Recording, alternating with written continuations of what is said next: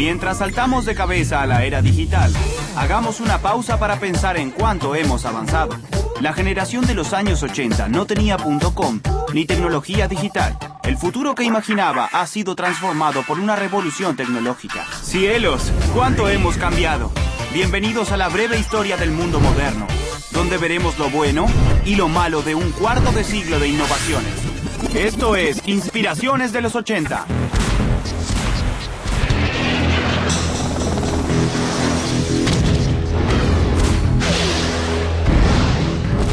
Los seres humanos siempre han tenido problemas en el trato con sus vecinos, y hace 25 años las cosas no eran muy distintas. La Guerra Fría estaba en su apogeo, con el mayor enfrentamiento militar mundial de la historia. 1986. Era el este contra el oeste, dividido por la cortina de hierro. La tercera guerra mundial que podía estallar en cualquier momento. Esta contienda en las sombras se sostuvo durante 40 años. Rusia versus Estados Unidos en una puja nuclear. En un momento en el que todo inventor estrafalario tenía su oportunidad de diseñar una superarma para darle a su bando la ventaja para ganar.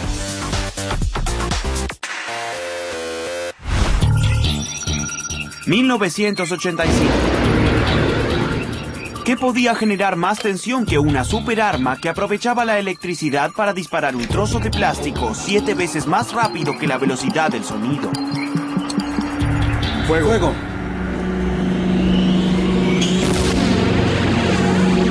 El cañón de riel. Superdestructivo. Lanzar un proyectil a casi 3,5 kilómetros por segundo para atravesar un bloque de acero endurecido. El cañón de riel podía usarse en el espacio para derribar a los misiles soviéticos que llegaban. Fue parte de un programa llamado Iniciativa de Defensa Estratégica, más conocido como la Guerra de las Galaxias. Iniciativa del entonces presidente de los Estados Unidos, Ronald Reagan.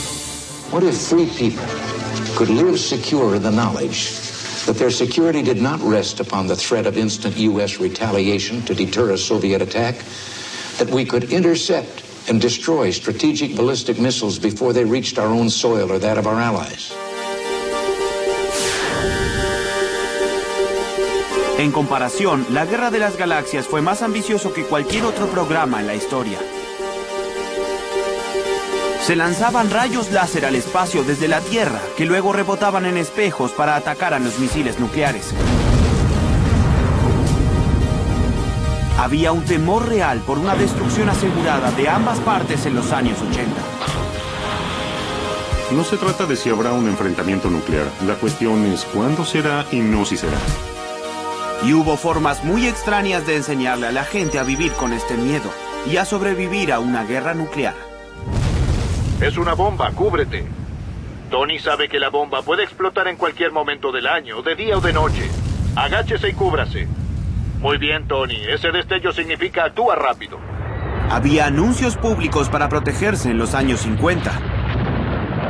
Para esconderse bajo tierra en refugios antibomba en el jardín trasero.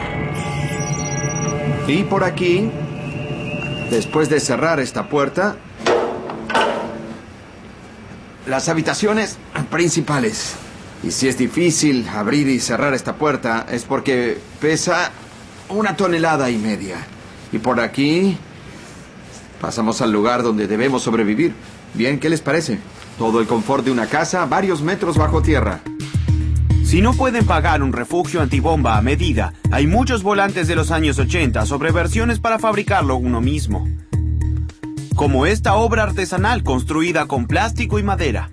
Está un poco húmedo, un poco arenoso, pero será mi casa por esta noche, ¿no es cierto?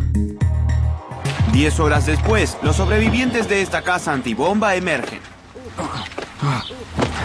Vaya, está lloviendo. Oh, Dios santo, es bueno estar al resguardo.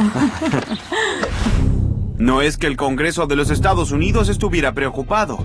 Si el reloj del día del juicio final sonaba pasada la medianoche, ellos tendrían un búnker de lujo entre todos los refugios. Bien profundo, debajo del Hotel Green Briar, está el refugio donde se tomaban las decisiones posnucleares.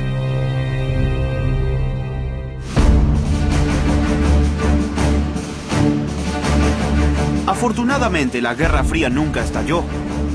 Pero eso no evitó que ni los soviéticos ni el tío Sam invirtieran miles de millones de dólares para curiosear en los secretos de su enemigo. El modo principal de lograrlo fue mediante aviones espías como el U-2. Primer vuelo, 1955.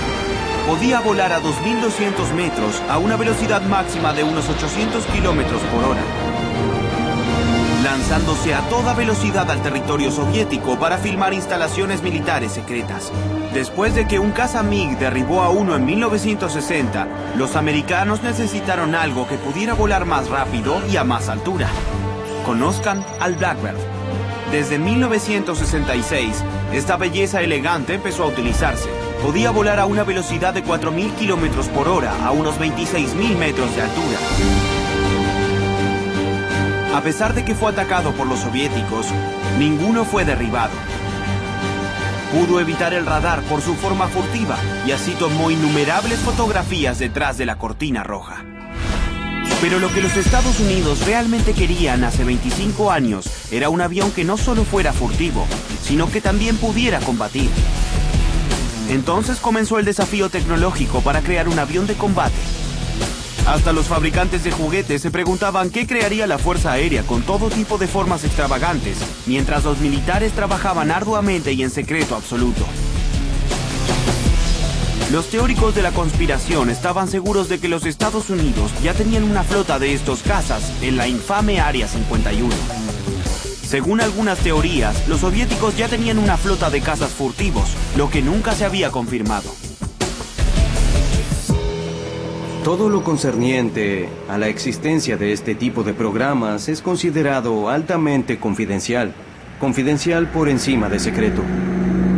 Pero el secreto se filtró en los años 80 con el bombardero furtivo B-2, que dio a conocer el gobierno americano. Costaba casi $1.000 millones y era capaz de lanzar armas nucleares. Este monstruo oscuro tenía la firma radar muy pequeña y todavía está en servicio. La verdadera sorpresa fue el bombardero F-117. Esta vez, los teóricos de la conspiración tuvieron razón. El F-117 hizo su primer vuelo en 1981. Pero quedó como confidencial hasta que fue reconocido por las Fuerzas Armadas americanas. Las impresiones del artista estaban muy cerca de la realidad.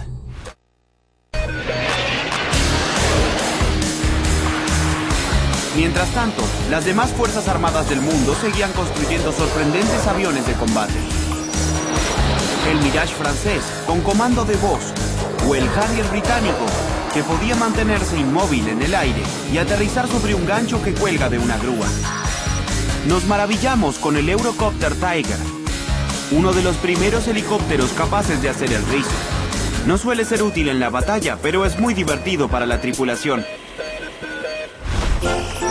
Algunas armas de vuelo del pasado habrían sido totalmente suicidas, como el Panther Rotec, ultraliviano. ¿Un ultraliviano de ataque? Podría tener un uso táctico, pero un bombardero ultraliviano no podría contra un F-18 Hornet o un Foxbat soviético. Por eso no se convirtió en un favorito de primera línea.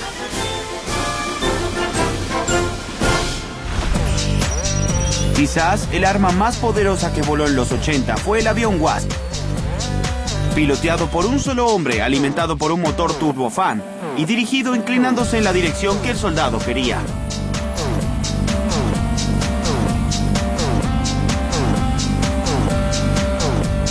Nunca llegó a estar en servicio militar activo, pero no es difícil imaginar una versión de este cesto de basura volador que llega a los campos de batalla en algún momento en el futuro.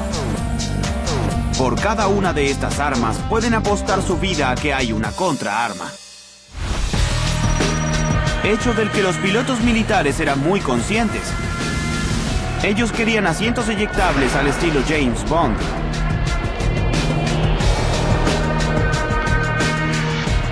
Y los consiguieron. En los años 80 se transformaron en asientos eyectables por propulsión que se usaron hasta hoy. Expulsaban al piloto sin ningún peligro y lo salvaban del avión que iba a estrellarse.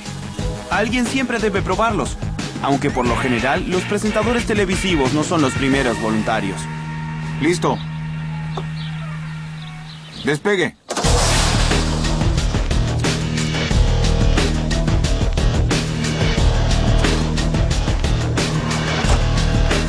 Bien, lo logramos. Lo logramos. Un comentario que los pilotos siguen haciendo cuando un asiento eyectable por propulsión les salva la vida. Otros estrategas militares tuvieron una idea aún mejor. ¿Por qué no evitar el elemento humano en su conjunto? Por eso crearon el vehículo aéreo no tripulado. Pero no se engañen, son mucho más que aeronaves dirigidas a control remoto.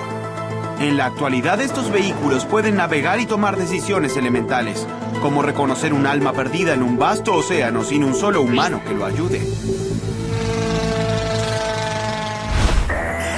En el agua, los aerodeslizadores militares llegaron a la escena y se siguen usando en la actualidad. La Marina de los Estados Unidos también tenía naves de ataque rápido sobre hidrodeslizadores. Estas naves podían lanzar misiles antibuque Harpoon y disparar cañones mientras se desplazaban a 48 nudos. Son unos 90 kilómetros por hora, bastante rápido si consideramos que una nave normal navega a unos 55 kilómetros por hora.